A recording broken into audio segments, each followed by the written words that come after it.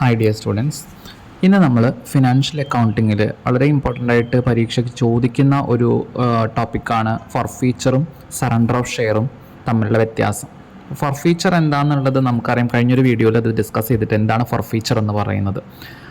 ഒരു company shares issue ചെയ്തതിന് ശേഷം ആ ഷെയർസിൻ്റെ എമൗണ്ട് കോളോ അതേപോലെ തന്നെ അലോട്ട്മെൻറ്റോ അടയ്ക്കാത്തതുകൊണ്ട് കമ്പനി നേരിട്ടിട്ട് കമ്പനിയെ ക്യാൻസൽ ചെയ്യുകയാണെങ്കിൽ അതിനെയാണ് ഫർഫീച്ചർ എന്ന് പറയുന്നത്. അതേസമയം സറണ്ടർ ഓഫ് ഷെയർ എന്ന് പറയുന്നത് ഷെയർ ഹോൾഡറുടെ വോളണ്ടറി ആയിട്ട്, അതായത് ഷെയർ ഹോൾഡർ സ്വമേധയാ താല്പര്യപ്രകാരം അടയ്ക്കാൻ കഴിയാത്തതുകൊണ്ട് തിരിച്ച് റിട്ടേൺ ചെയ്യുന്നതാണ് സറണ്ടർ എന്ന് പറയുന്നത്. രണ്ടും ഒരേ പ്രോസസ്സ് തന്നെയാണ്.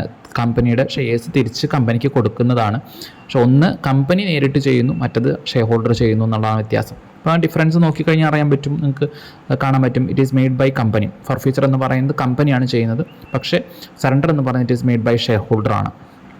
ദെൻ ഫർഫീച്ചറിൻ്റെ മറ്റൊരു പ്രത്യേകത എന്ന് പറയുന്നത് it is compulsory when shareholder fails to pay allotment or call. Share ഹോൾഡറുടെ അലോട്ട്മെൻറ്റോ കോളോ അടച്ചിട്ടില്ലെങ്കിൽ കമ്പൽസറി ആയിട്ട് കമ്പനി ചെയ്യുന്ന ഒന്നാണ് ഫർഫീച്ചർ എന്ന് പറയുന്നത്. അതേസമയം സറണ്ടർ എന്ന് പറയുന്നത് നിർബന്ധമില്ല, അത് ഷെയർ ഹോൾഡറുടെ താല്പര്യപ്രകാരമാണ് എന്ത് ചെയ്യുന്നത്, അത് ചെയ്യുന്നത്. Then directors forfeit the shares. കമ്പനിയുടെ ഷെയർസ് ഫർഫീറ്റ് ചെയ്യുന്ന ഡയറക്ടേഴ്സാണ്. ഡയറക്ടേഴ്സിൻ്റെ തീരുമാനപ്രകാരമാണ്.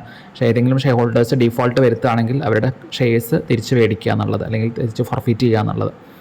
അതേസമയം സറണ്ടർ ആണെങ്കിൽ shares are return to the company by the shareholder. കമ്പനിയുടെ ഷെയർസ് കമ്പനിക്ക് ഷെയർ ഹോൾഡർ എന്ത് ചെയ്യുന്നു, തിരിച്ചു കൊടുക്കുന്നു, സ്വമേധയാ തിരിച്ചു കൊടുക്കുന്നു. എനിക്ക് ഇത് അടയ്ക്കാൻ കഴിയില്ല എന്ന് പറഞ്ഞുകൊണ്ട് കമ്പനിക്ക് തിരിച്ചു കൊടുക്കുന്നതാണ് സറണ്ടർ എന്ന് പറയുന്നത്.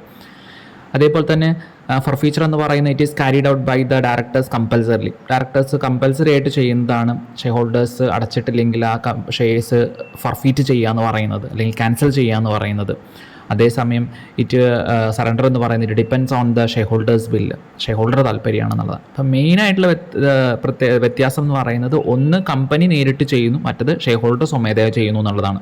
അപ്പോൾ പരീക്ഷയ്ക്ക് പലപ്പോഴും ചോദിക്കുമ്പോൾ നമുക്കിങ്ങനെ പോയിന്റുകളാക്കി എഴുതാൻ പറ്റുകയാണെങ്കിൽ വളരെ ഈസി ആയിരിക്കും. ഇതേപോലെ തന്നെ മാർക്ക് സ്കോർ ചെയ്യാനും. അപ്പോൾ പല ക്വസ്റ്റ്യൻ പേപ്പറിലും കണ്ടിട്ടുള്ള ഒരു ക്വസ്റ്റ്യനാണ് ഡിഫറൻസ് ബിറ്റ്വീൻ ഫർഫീച്ചർ ആൻഡ് സറണ്ടർ എന്ന് പറയുന്നത്. സറണ്ടറും ഫർഫീച്ചറും ഡിഫറൻഷിയേറ്റ് ചെയ്യുക എന്നുള്ളത്. Okay, thank you.